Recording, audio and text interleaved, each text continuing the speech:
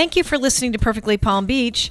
I want to thank my sponsors this month, the Alzheimer's Drug Discovery Foundation, whose mission is to rapidly accelerate the development of drugs to prevent, treat, and cure Alzheimer's disease, as well as Susan Listerlock Designs.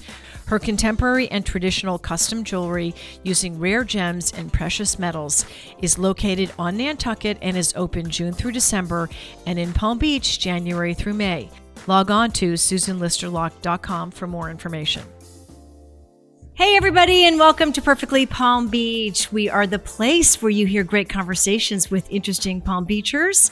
And today we are again on location in one of the more beautiful homes on the island that stretches between the Intercoastal and the ocean. This is a big treat for Mike and I and Media Zone. So we're so happy to be with our guest today, the beautiful, wonderful, and I think I'm in awe of this woman, Audrey Gruss. Welcome, Audrey, to Perfectly Palm Beach. Oh, Jane, thanks so much for having me. Well, I really mean that in my introduction because I am completely in awe of what you have done in terms of developing this amazing foundation and research arm for depression. So take our listeners back to the very beginning and why you put this together and how it all started. Thanks so much for having me. And it's quite an interesting story because of what's happening in the world today. Recently, a combined CDC and Census Bureau study showed that in the middle of the pandemic, well, last year, I think that was done, over 1/3 of Americans struggle with depression and anxiety.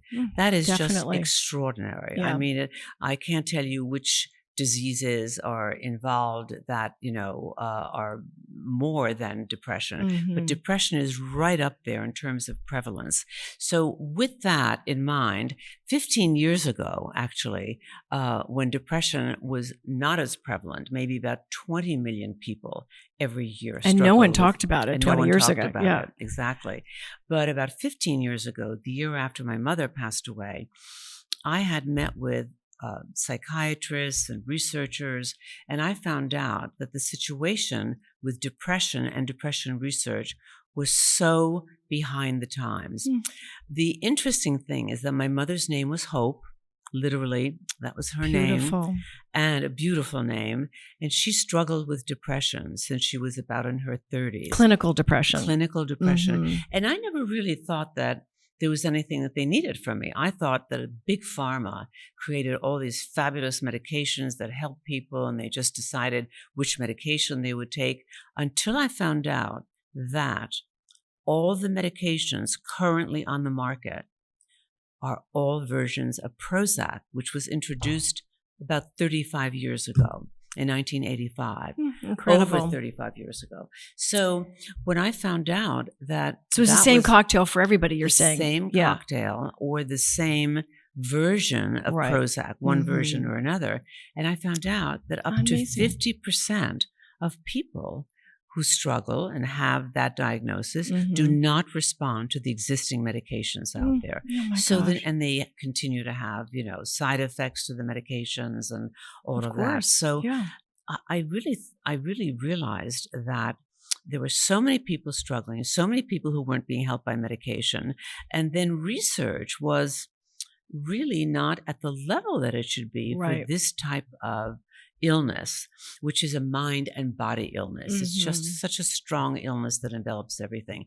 So I started the Hope for Depression Research Foundation 15 years ago, exactly, in 2006, in memory of my mother, Hope. So beautiful. And love that. Really hoping that we would come up with new medications and the causes of depression and really hone in on what could be done to help all of those struggling out there. So there's been, people have brain injuries and brain disease. And why do you think that there was so little research being done on depression? Well, I think that depression is part of our mental health or mental illness. Right. And for centuries, there has been a stigma surrounded surrounding that, because people don't really know what it is. It's not something like a broken leg, which you can see. And there's been a stigma around that fear of the unknown.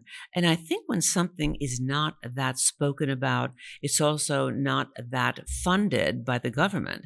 The government is not funding depression at the level of its prevalence. If we're at the level of 1 to 4 in terms of prevalence, and we're down here in the 70s in terms of the amount of money that the government is putting behind it, it simply isn't. There's not enough of a request or a call for monies to put behind depression and mental health. So how did you find doctors that would be interested in studying depression and anxiety if there wasn't any kind of support from the government or? Well, we're supporting them. Yeah. We're a small, medium-sized research organization. And what we did was we raised funds to do this kind of research, which now is the most advanced depression research in the country. Our depression task force, which was formed with doctors who are each leaders in their particular field, the top person in genetics, the top person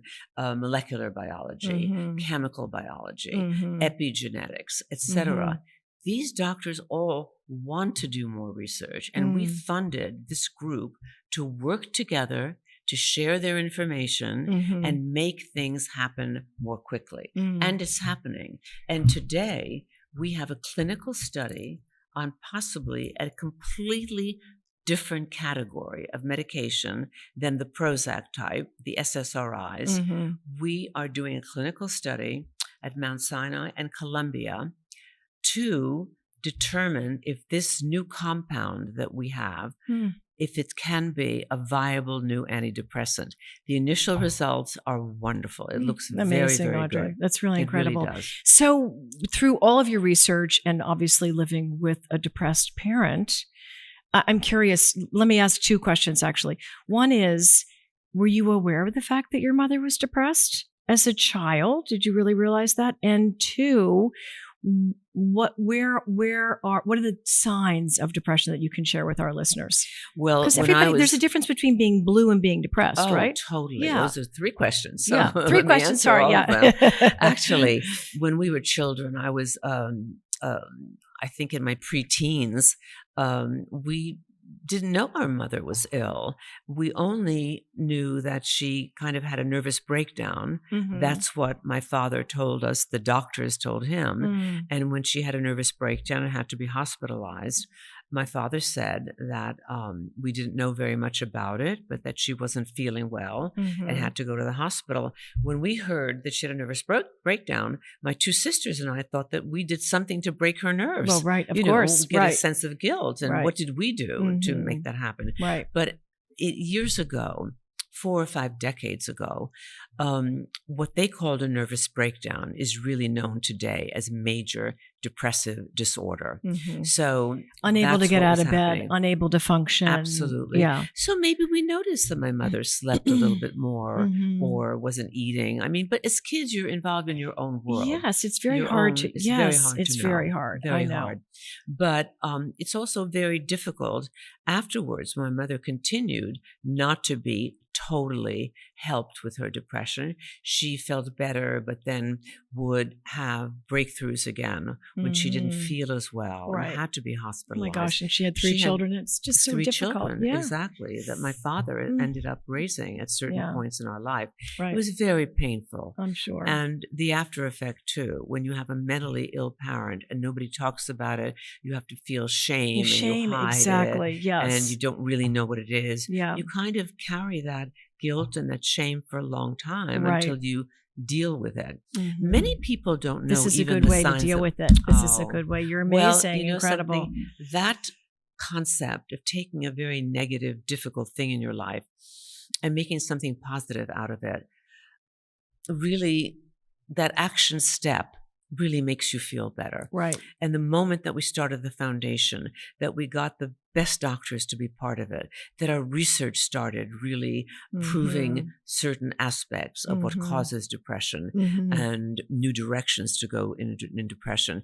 You feel as though you've taken some control and that you can help the situation in anything in life that's You're negative. shedding the light. You're shedding the light on something difficult. Exactly. Yeah. If you can just somehow take control and see if you can do a positive thing toward any subject, any dilemma that you have in life, it really works the same way. It does, obviously giving back. So I think what's very important, the last thing that you asked, Jane, you remember what my third question is? I do, because you asked how people can know that others are depressed. And it's so important to recognize there's 10 top signs of depression. I'll go through a few of them. Yeah, do. First of all, there's mind and body. If you're eating too much or too little, that can be a sign of depression. Right. If you're sleeping too much or too little, that's a very major sign of depression. If you constantly feel guilty about things and you have no reason to feel guilty, that's a very important sign of depression. That's a big one. Wow. Okay. Loss of pleasure. Loss of pleasure in things that you normally enjoyed and that you don't want to do anymore. Loss of social interaction and activity. With people, withdrawal is a very, very strong sign of depression. Body pain that you can't account for. A person that I sat next to me at a dinner last night told me he had depression when he was in his 20s. And he said, I can't describe to you. I feel that pain that I had, but it's like my whole body was in pain. I couldn't tell you what part was hurting or not, but my brain and my body were all kind of in this down, depressive feeling. I know a lot of people have a hard time distinguishing between, when you're going through a transition in your life or crises, and things happen to all of us in life, really how you differentiate between being situationally depressed and then or suffering with real depression and anxiety. Right. Well, there is mourning if you have a real reason for mourning. Correct. The death of somebody, grief, the loss of a relationship, the loss of anything can often make you mourn. And mourning is required in certain instances. If you don't mourn, there's something off about you, Right. So with the loss of somebody, if you mourn for a reasonable period of time, and then if you start picking up your activities, if you start interacting with people, if you get back into the social world, if you wake up one day and you feel better and you don't feel you just are mourning the way that you've been doing for weeks and months. So mourning is normal and natural, but if it extends for over a reasonable period for what the event is, then you might exhibit some of the signs of depression. And if you have 5 of those signs for 2 weeks or more, and they can be different signs for different people, then you really should go to a mental health professional. That is important because they can be different signs for different people. So it's important to distinguish between that. The website is the Hope for Depression website, everybody, is so comprehensive. I was so impressed by it, and real people on there. Real people with real problems. It's not just pretty people. It's not actors portraying people that are actually really sick. It was so authentic, which I really loved. And there's a great questionnaire that you can take on there to see if you really are suffering from depression, which I thought was really terrific. Exactly. Yeah. And the other thing is, everybody knows either a friend or a family member or an associate at work or somebody. Depression affects everybody, directly or indirectly.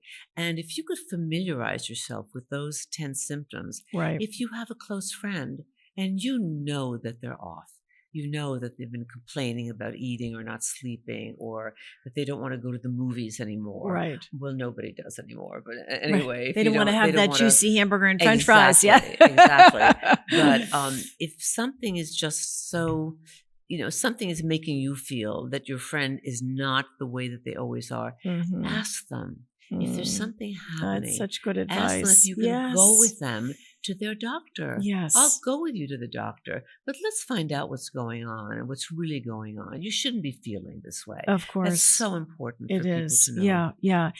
The fact that you've shown such a beautiful, bright light on this in conjunction with the past couple of years that we've all gone through with COVID, everybody's in that boat somewhere along that spectrum. And so people aren't afraid so much to talk about it. Everybody's been affected by COVID. Everybody's known somebody who's had COVID. People feel isolated no matter what their age is. You can't be with your family. So I think depression's even more prevalent now. And I just think it's really fantastic what you've done. So tell everybody how you've also increased the awareness in terms of the products that you're doing that are in front of us that are so beautiful. That's such an interesting question, because while our doctors are doing the research, and this is the highest level of animal research and clinical research with humans, and we study brain tissues and all of that is just amazing. It takes time. It's so serious, it's so ponderous, it's so exacting that it takes years. And I thought, what can we do while these doctors are researching to come up with the answers to keep raising the awareness level of depression? And I remembered how my mother loved fragrance. She loved lily of the valley. Wherever we lived, she would plant lily of the valley. Oh, that's beautiful. We'd pick it that third week in May in our area, in the Northeast area. We'd pick that lily of the valley, and my mother would bring it in the house, and she'd say, I feel so uplifted. I just love feeling this up kind of feeling. It's a beautiful smell. I thought, and I also saw my mother use several different perfumes at the same time. She was way ahead of her. She was ahead of the curve. Ahead of the curve. Because women now love to layer and create their own fragrances that way. So I created a really beautiful fragrance called Hope. Look at these beautiful bottles, guys. Beautiful. It's a very upward kind of moving bottle, an uplifting bottle, an elongated neck to our bottle, so that you can see the whole thing is kind of moving upward, kind of just aspirational and inspirational. Inspirational, and it is a delicious blend of 4 white flower fragrances. It's the lily of the valley that my mother adored. It is Confederate jasmine or night blooming jasmine. When my mother lived here in Florida, she discovered jasmine all around her and she loved it. And then there is tuberose, which is one of the most sophisticated fragrances ever. Yeah. It's just, it doesn't look like a rose. It looks like these wonderful elongated kind of pods of flowers. But she loved tuberose. We mixed that into it. And gardenia.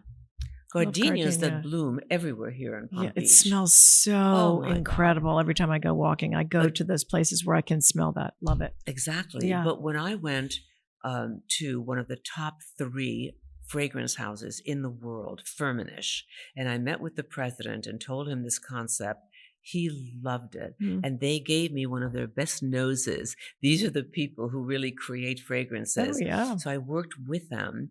And what we did was fuse the 4 flowers together so that the fusion is something so indescribably beautiful that it's gorgeous. Uplifting. Well, and they're just so beautiful in your bathroom. Beautiful. And designs are gorgeous. We did Hope Sport, because we felt that women that I know, all of us put on our gym clothes in the morning. Sometimes we don't get out of them all day. Exactly. And just do all our errands and our work and, stay in our studies wearing gym clothes. But this is a very light, refreshing green fragrance. There's a lot of nature out there. It's beautiful green. If you give me your wrist, I'm going to spray it on you. And I'll spray it on me too. And tell me if you don't sense this feeling of like the grass after a fresh rain. Yes, exactly. Isn't it something? Fresh cut grass, actually. It's fresh cut grass. It's yummy. Oh, it's that's so great. Refreshing. Beautiful. And it's got a hint of white flowers, but it's really the secret green ingredient that we put in. It's wonderful. That I don't have to identify. I'm sorry, guys. We don't have scratch and sniff technology. Yes, exactly. And this is Hope Night. This is a romantic fragrance. It looks romantic. Isn't it amazing? It has plum in it and vanilla and amber. Gorgeous. And a little vetiver. rose. This has a little bit more. This The diffuser's this is a little different. bit. Yeah, it's a little rose, isn't it? Thank you for reminding me. This is rose gold on the throat and on the neck. Right. And beautiful. right here. This is beautiful rose gold. So beautiful. And the sport is a chrome or silver. And the original iconic hope is gold. Right. So it's gold, it's just silver, beautiful, and rose guys. gold. And we also did this beautiful bottle that was designed by a friend of mine and one of the leading packaging designers in the world. Are we getting a close-up? This is so beautiful, guys. We get a close-up of that. That's really beautiful. It's a beautiful bottle filled beautiful. with Hope Night. And Hope Night is so romantic. It lasts. It's done in such a rich, voluptuous way. You don't need much. That it lasts on your body. It lasts on wherever you spray it. And where can everybody order these? Long. These are at Bergdorf Goodman or bergdorfgoodman.com in New York. And they're also available online at hopefragrance.com. Okay. Oh my gosh. I love that. I'm going to order those. Those are beautiful. They're also just beautifully designed bottles that just are so feminine. And, thank you.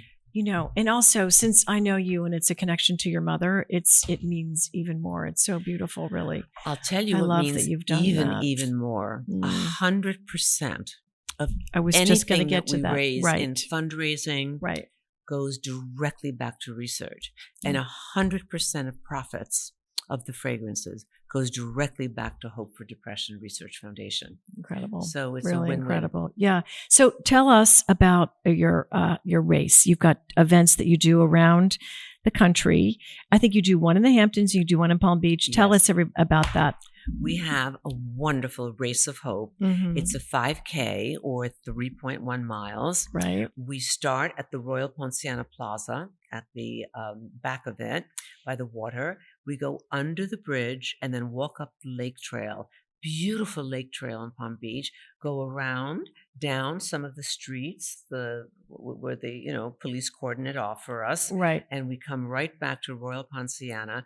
We have runners that do the 3.1 miles in 19 minutes. Oh, come on. You're kidding. Yes, that is fast. It's an official, That's official fast. road and track event. Amazing. And we have walkers and we have people with baby carriages. Right. You can walk or you can run. You can do anything. You can do anything you want. And are you sold out already this year? We're sold out. Oh my goodness. But people that are listening can come and watch. Absolutely. And they can come and be part of it. And we absolutely. And cheer people on. And donuts and oranges and bananas. It's for the best cause there is. Oh, right. I think so. It's wonderful. So before we go, I wanted to ask another question that was a little bit more specific about depression. Does the research break down to men, women, children? I mean, everybody's got different problems and different. Everybody's got different symptoms, and they may have a different type of mood disorder. They can have depression, major depression. They can have bipolar disorder, where you have your highs and lows. Right. Post-traumatic stress disorder is considered a form of depression. Postpartum depression is very much a depression. Exactly. I was going to touch on that. Right. Anxiety is related so strongly to depression. It's considered a mood disorder. So when we do the research, we're focusing on depression because it is like the common cold of mental illness. It represents about 95% of all the different types of mental illness that you can have. But it's still, all of those illnesses are non-psychotic.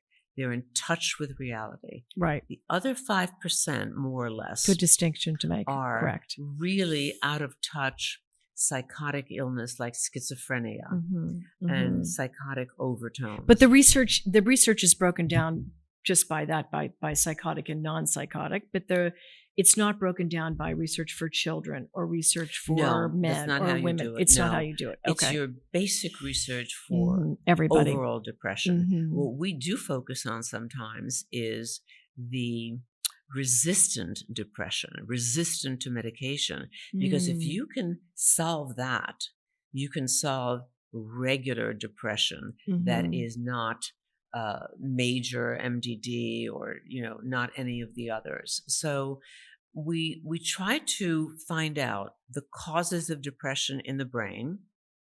We're trying to look at preventive measures. I was going to ask about that. I mean, is there a blood test that somebody can take to determine depression? Wouldn't that be great? There were. Right. People are working on biological markers of depression. That's also being worked on. Just to find it easier so it can be identified in a more, because people suffer so terribly, people I know that have depression. Well, what we're working toward is precision medicine, where once you get the test, let's say it's an MRI and a blood test, let's just say, for example, then when you pinpoint the kind of depression someone has, then you might also be able to adjust the medication. So precision medicine, the right medicine for that person's illness is where we're heading. Yeah. And we're making great strides. It's so fantastic. How many doctors are affiliated with the foundation? We have right now 10 doctors that are in this depression task force.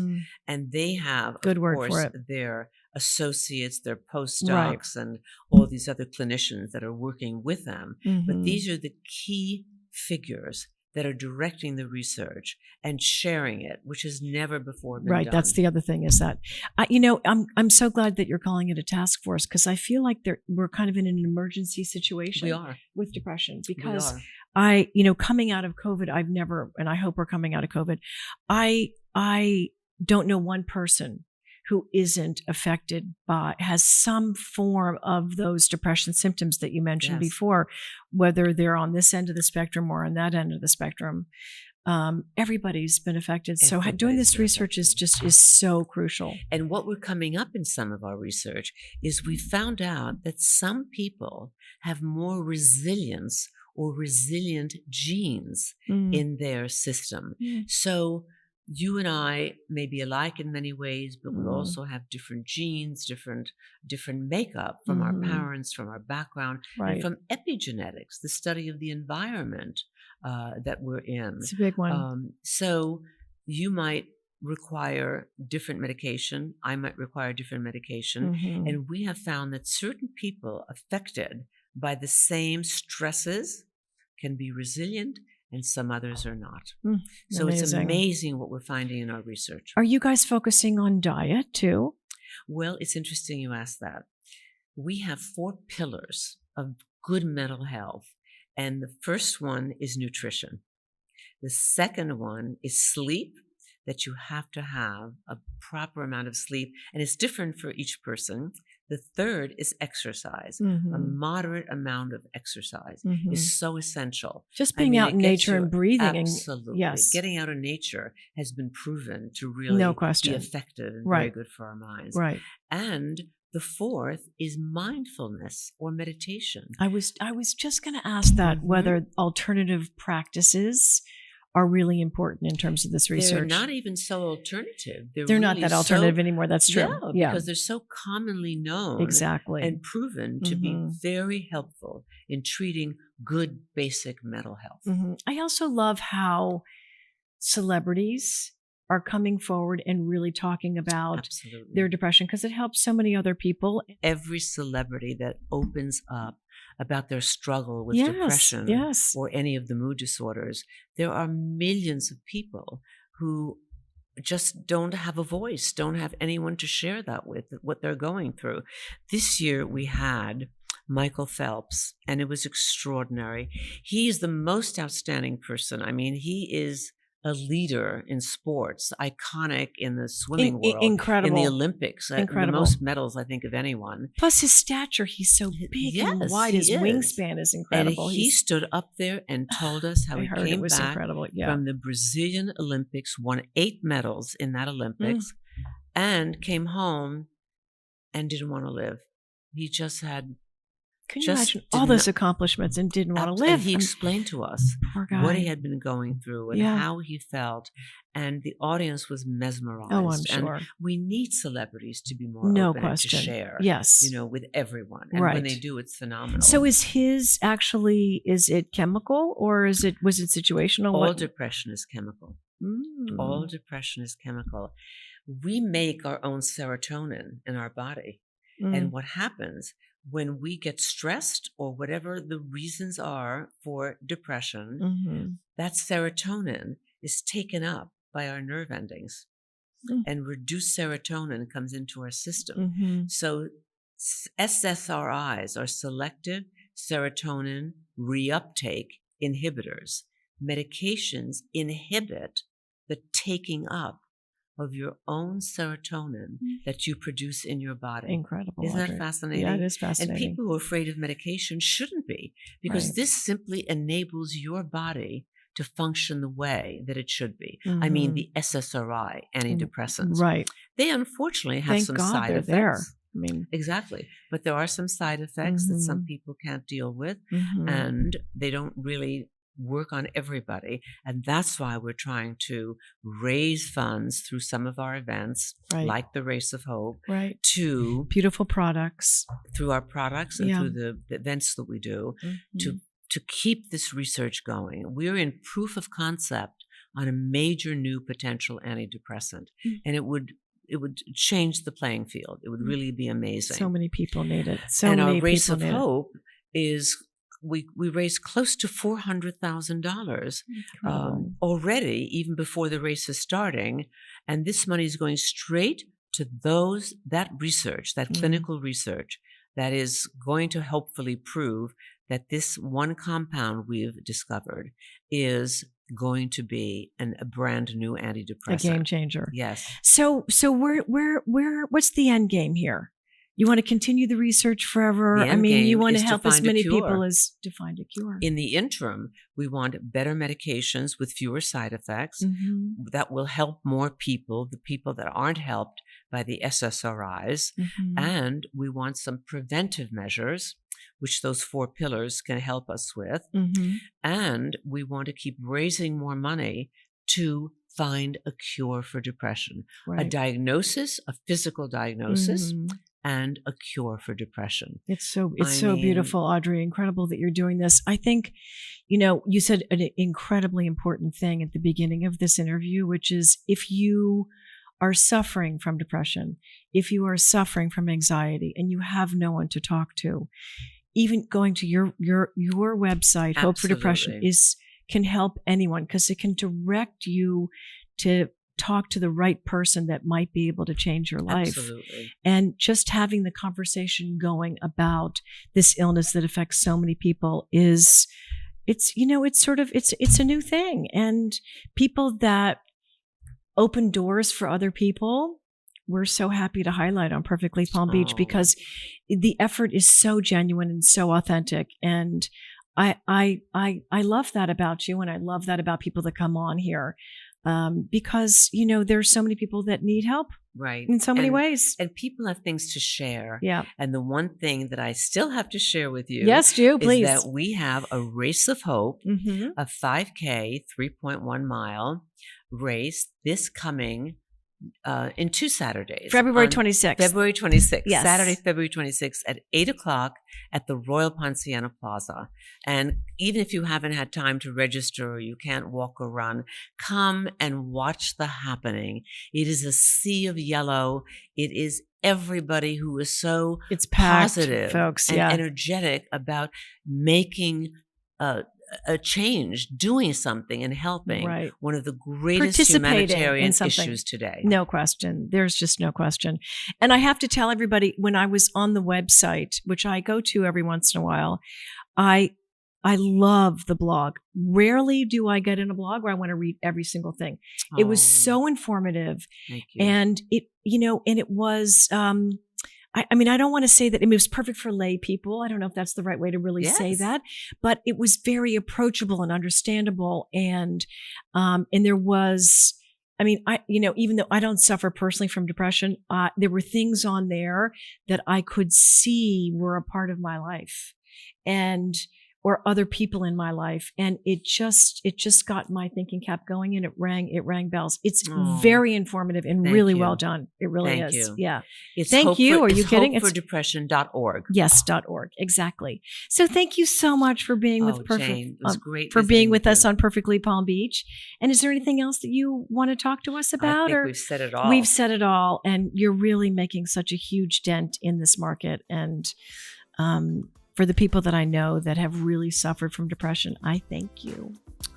Yeah, thank you so much. For yeah, having you're me. quite wonderful. Thanks everybody for tuning into Perfectly Palm Beach. We are on location in Palm Beach, and stay tuned for more episodes as we move into the next month of March. Right, Mike? Yeah. Okay. Stay tuned, everyone. Thanks.